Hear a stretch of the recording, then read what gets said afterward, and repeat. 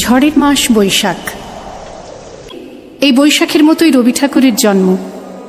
সোনার আশ্বিনে নয়, হিমের রাতের অঘ্রাণে নয়, ফুল রাঙানো ফাগুনে নয়, এই খর ক্ষিপ্র বৈশাখেই তাঁর জন্ম। এই খ্যাপা বৈশাখের গৈরিক তিলক দিয়েই সাজানো তাঁর জন্মদিনের ললাট।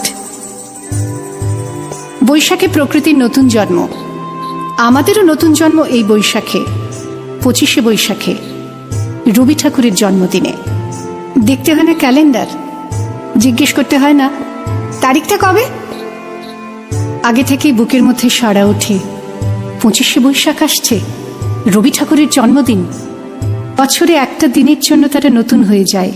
চারপাশে নীলে লালে সবুজে হলুদে রঙিন ফুলের আলপনা, মাঝখানে খয়েরি রঙের সুতোয় চোখে কাজের ক্লান্ত অবসরে গোনা হয়ে চলেছে সেই চারটি লাইন।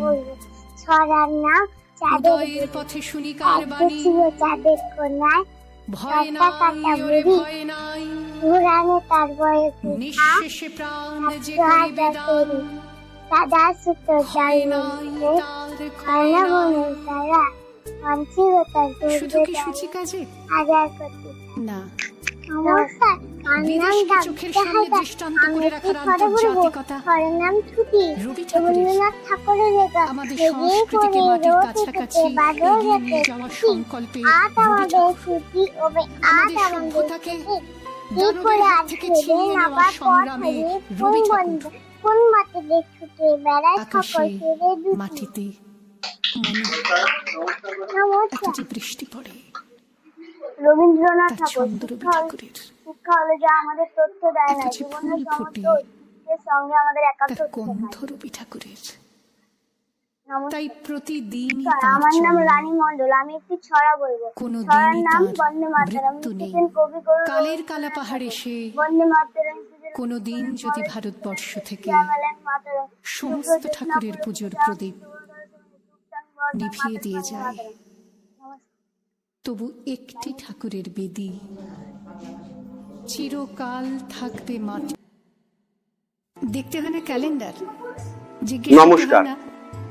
আজকে রবীন্দ্রনাথ ঠাকুরের জন্ম শতবর্ষ।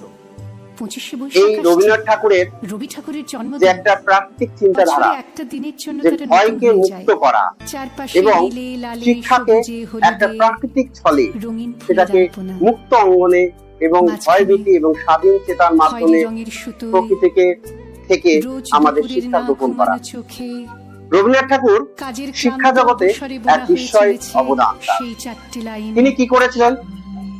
তিনি রবীন্দ্রনাথ ঠাকুর প্রাকৃতিকের মধ্যে প্রকৃতির কোলে শিক্ষা কিভাবে মানুষকে মুক্তাঙ্গনের মাধ্যমে শিক্ষাকে কিভাবে আরো প্রাণোচ্ছল করা যায়, খেলার ছলে কিভাবে শিক্ষাকে আরো প্রাসঙ্গিকতা তৈরি করা যায়, তার মাধ্যমে তিনি শিক্ষাকে একটা নতুন দিশা দিয়েছিলেন। তিনি আমাদের ভারতবর্ষে তথা সারা বিশ্বের মধ্যে তিনি একজন খ্যাতনামা ব্যক্তি। তিনি তাই আমাদের কাছে বিশ্ব কবি, বিশ্বের কবি রূপে অধিষ্ঠিত হয়েছেন। তিনি 1913 সালে তার সাহিত্যের জন্য তিনি নোবেল পুরস্কার পান, যা আমাদের ভারতবর্ষে তথা পৃথিবীর মধ্যে এক বিস্ময়। সুতরাং আমরা প্রকৃতির কোলে থেকে এবং শান্তিনিকেতনে যে ভাবধারা এবং চিন্তাধারা, সেই চিন্তাধারার মাধ্যমে আমরা শিক্ষাকে আরো প্রাসঙ্গিকতা তৈরি করব এবং আমরা আমাদের শিক্ষাকে একটি সার্থকতার রূপ দেব। নমস্কার। কোনো দিনই তার মৃত্যু নেই।